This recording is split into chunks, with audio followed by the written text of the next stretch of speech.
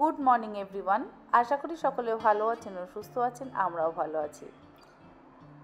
প্রত্যেক দিন যেমন আমি আমার সকাল সকাল দিনটা শুরু করি, আজকেও কিন্তু তার ব্যতিক্রম নয়।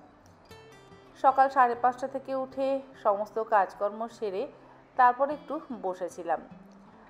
হঠাৎ মনে হলো যদি একটু বাইরে থেকে চা খেয়ে আসা যায় তাহলে ভালোই লাগে। হাজব্যান্ডকে বলতেই বেরিয়ে পড়লাম দুজনে।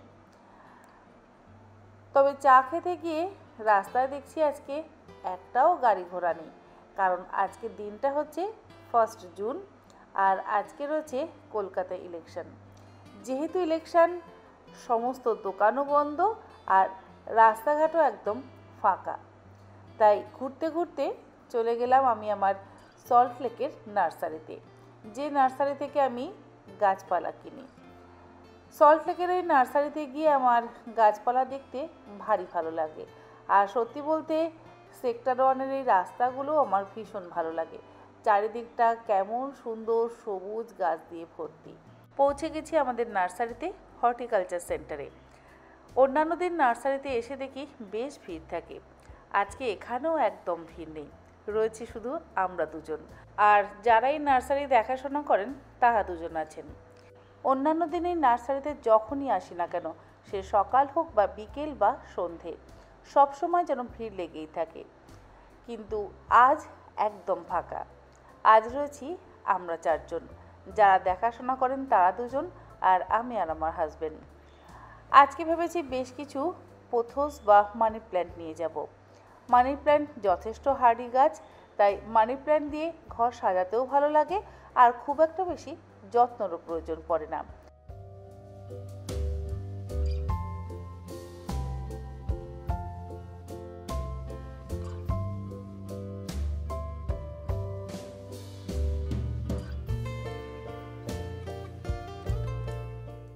পছন্দসই গাছ তো নিয়ে নিলাম, আর তার সাথে নজর পড়ল সুন্দর সুন্দর টব বা প্ল্যান্টারের দিকে। মঞ্জুশ্রী থেকে আমি অবশ্য নানান রকম সেরামিকের পট বা প্ল্যান্টার কিনে আনি, কিন্তু আজকে এখানে বেশ সুন্দর সুন্দর বিভিন্ন শেপ এবং বিভিন্ন সাইজের সাদার মধ্যে প্ল্যান্টার দেখলাম, তাই 2-4টে নিয়ে নিলাম।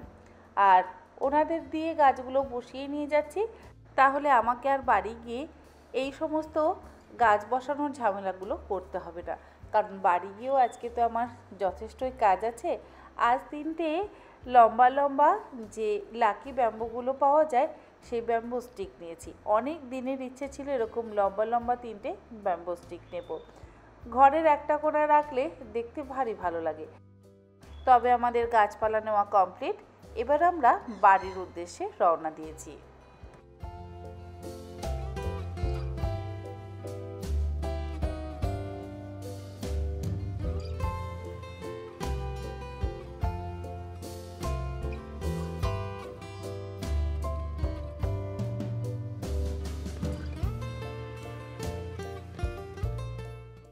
যাওয়ার সময় এবং ফেরার সময় দুটো সময়ে কিন্তু রাস্তা একদম ফাঁকা শুনশান পেলাম। অনেক দিন পর কলকাতা শহরকে এত ফাঁকা দেখলাম। সাধারণত রাস্তায় বেরোলে এত গাড়ি ঘোড়াও দেখি, সে সকালেই হোক বা রাত্রে, কিন্তু আজ যেন একটা অঘোষিত স্ট্রাইক মনে হচ্ছে। সারা রাস্তায় 2-4টে গাড়ি এই ফেরার সময় দেখতে পাচ্ছি। যাকে বাড়ি ফিরে এলাম, আর বাড়ি ফিরে এসে এবার রান্নাঘরে ঢুকে পড়েছি। রান্নাঘরে ঢুকেই আগে চটপট সকালের জলখাবারটা সেরে ফেলেছিলাম, তারপরে দুপুরের খাবারটাও বসিয়ে দিয়েছি। পেঁপে আলুটা কেটে গেছিলাম, তাই পেঁপে আলুর তরকারিটা ছোলা দিয়ে করে ফেলছি। এই ধরনের নিরামিষ খাবার দাবার খেতে আমরা ভীষণ পছন্দ করি। সবসময় মাছ মাংস খেতে যেন ভালো লাগে না, একদম কম তেল মশলা ব্যবহার করে শুধু অল্প একটু ছোলা দিয়ে পেঁপে আলুর তরকারি খেতে আমার ভারী ভালো লাগে, তাই আজ সেই রান্নাটাই করছি। আলু পেঁপের নাল্লা ছাড়াও আরও কয়েকটা রান্না অবশ্য করতে হবে। অনেক দিন ইলিশ মাছের ঝোল খাওয়া হয়নি, তাই ভাবলাম আজকে কালো জিরে কাঁচা লঙ্কা দিয়ে একটু ইলিশ মাছের ঝোল বানাই। ছেলের জন্য মুরগির মাংসের পাতলা ঝোল, আর সকলের জন্য বানাবো আলু পোস্তর পাতুরি। ওটা খেতে কিন্তু ভারী ভালো হয়। যদি আপনারা এখনও রেসিপিটা না বানিয়ে থাকেন, অবশ্যই একদিন বাড়িতে বানাবেন, খেতে ভীষণ ভালো লাগে। মামার এগেইনস্টে কমপ্লেইন নিতে হবে। মামা মামা না মা? মা ওই মামা। ও আচ্ছা, মা ফোন তুলছে না এখন কথা হয়েছে। কেন? মা ফোন তুলছিল না কেন? কথা বলেছে মা? আর তুমি বাবা বকলো কেন?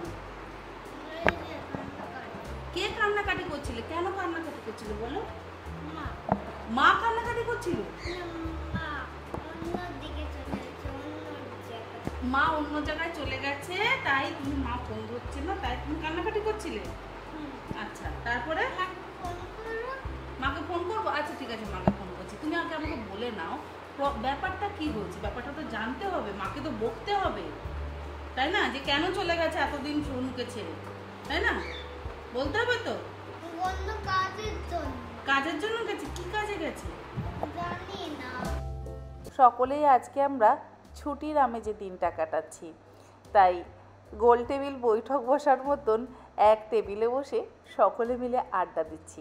আর আড্ডার সময় যদি চা কফি না হয় তাহলে কেমন হয়, তাই ভাবলাম সকলে মিলে এক কাপ কফি নিয়ে কফি খেতে খেতে আড্ডা দেওয়া যাক।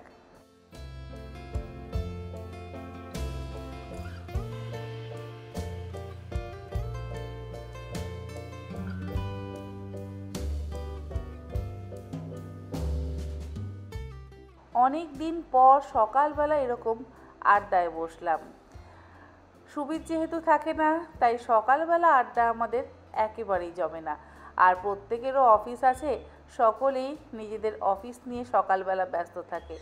আজকে একদম ছুটির আমেজে আমরা দিন কাটাচ্ছি, তাই গল্পটাও বেশ জোরদার হচ্ছে।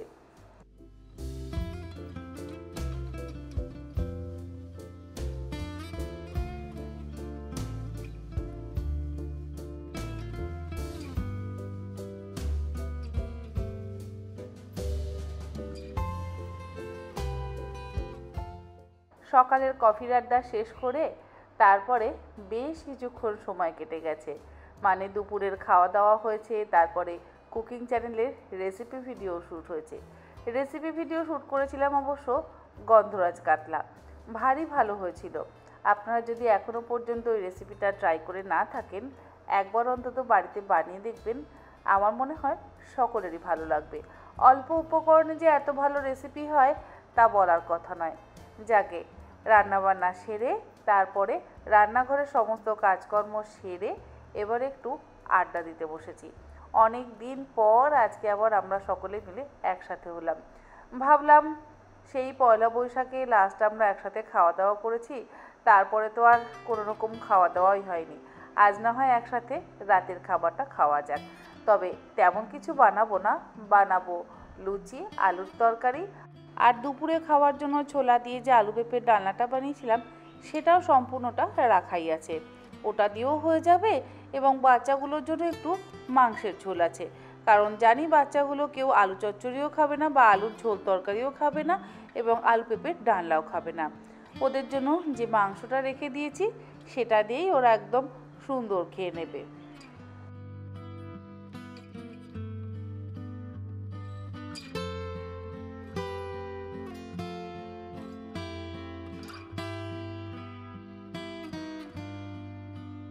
আমরা আজকে কি গোপাল নন্দীগ্রাম ক্যান্সেলের ইয়েটা সেলিব্রেট করব?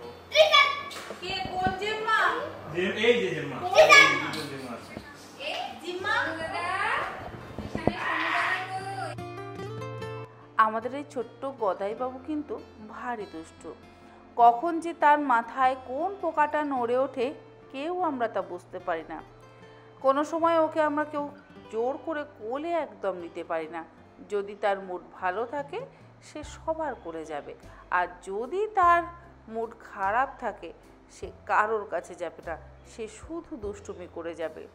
আর যদি একবার হাতের সামনে মোবাইল ফোন বা রিমোট পাওয়া গেল, তাহলে সেটা যে কোন দিকে ছুঁড়ে ফেলবে বা কোথায় গিয়ে লুকিয়ে রেখে দেবে কেউ তা জানে না।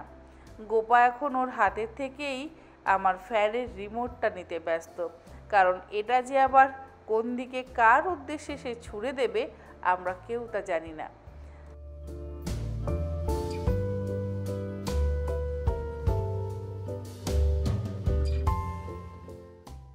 ছোট থেকে বড় তিনজন মিলে কেমন সুন্দর লাইন দিয়ে খেতে বসেছে দেখুন। কি সুন্দর দেখতে লাগছে এদের তিনজনকে একসাথে খেতে দেখে। আর গদাইবাবু কিন্তু একদিকে দুষ্টুমি করেই যাচ্ছে। তার ভারী পছন্দের খাবার সাবুর পাঁপড়। প্রথমে ভাবলাম আগে লুচিটা খেয়ে নিই, তারপর তাকে সাবুর পাঁপড় ভেজে দেব।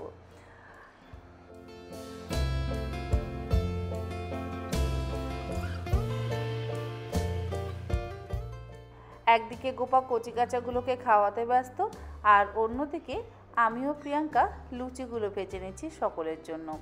কারণ ছেলেরা যদি সকলে একসাথে লুচি খেতে বসে তখন আবার একটা একটা করে লুচি ভাজতে অনেকটা সময় লেগে যাবে। আবার ঠান্ডা ঠান্ডা লুচি খেতেও কারোর ভালো লাগে না, তাই বাচ্চাগুলো খেয়ে উঠতে উঠতে মোটামুটি আমাদের গোটা 15-20 লুচি বেলে ভাজা হয়ে যাবে। আমার বাড়িতে কোথায় জুস থাকে, কোথায় সাবুর পাঁপড় থাকে, আর কোথায় বিস্কুট থাকে গদাইবাবুর সব জানা। দরজা থেকে ঢুকেই আগে বলবে জেম্মা জুস দাও। জুস যতক্ষণ সে না পাবে ততক্ষণ জেম্মার পেছন ছাড়বে না।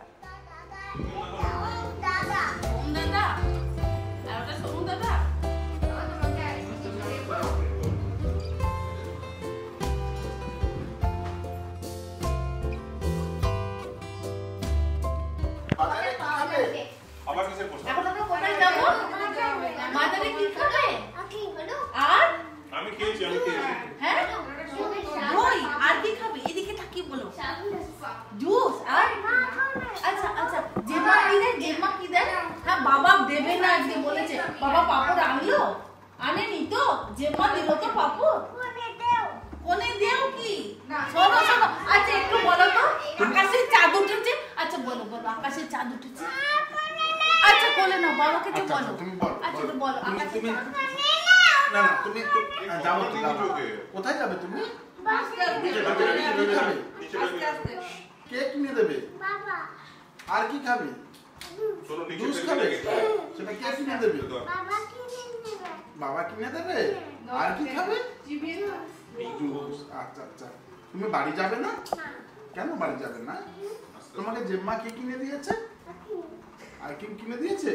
আর জেম্মা কই? আর জেম্মা বিস্কুট দেয় না? তো এটা একটু বলো বলো। বলো অকারে অজগরটি।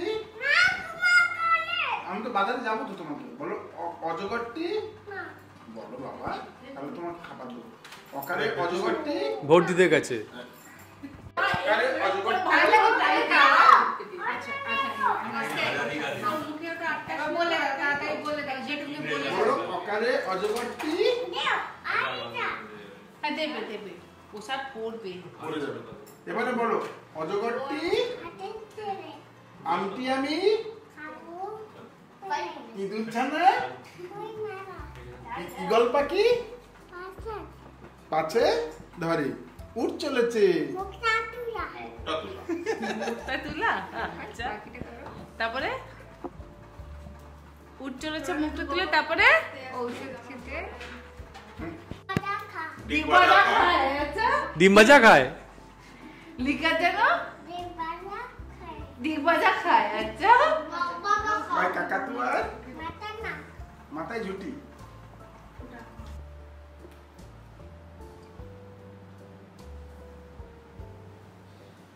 বেজে গেছে এখন প্রায় রাত্রি 1:45। সকলে চলে গেছে, বাড়ি খালি। টুকটাক যে সমস্ত কাজকর্ম করার বাকি ছিল সেগুলো করে গুছিয়ে গাছিয়ে ফেলেছি। আর সকলে মিলে অনেকদিন পর আজকে একসাথে হয়ে আড্ডা খাওয়া দাওয়া করলাম, খুবই ভালো কাটলো। আর বিশেষ করে গদাইবাবুর ওই মিষ্টি মিষ্টি কথাগুলো শুনতে ভীষণ ভালো লাগে। বাচ্চা তো এই বয়সে দুষ্টুমি করবেই, কিন্তু এই 2 বছরের বাচ্চার এত সুন্দর মিষ্টি মিষ্টি কথা মাঝে মধ্যেই আমার শুনতে ভারী ইচ্ছে করে। ওকে আমি ডেকে পাঠাই, গোপাকে বলি নিয়ে আয় একটু ওর সুন্দর মিষ্টি মিষ্টি কথাগুলো শুনি। যাকে সেই সকাল 5টা থেকে আজকের চাকা ঘুরছে। এখন বেজে গেছে রাত্রি 1:45, আর পারছি না, বড্ড ক্লান্ত লাগছে। আজকে ভিডিওটা তাহলে এখানেই শেষ করছি। আর ভিডিওটা কেমন লাগলো অবশ্যই কমেন্ট বক্সে কমেন্ট করে জানাতে কিন্তু একেবারে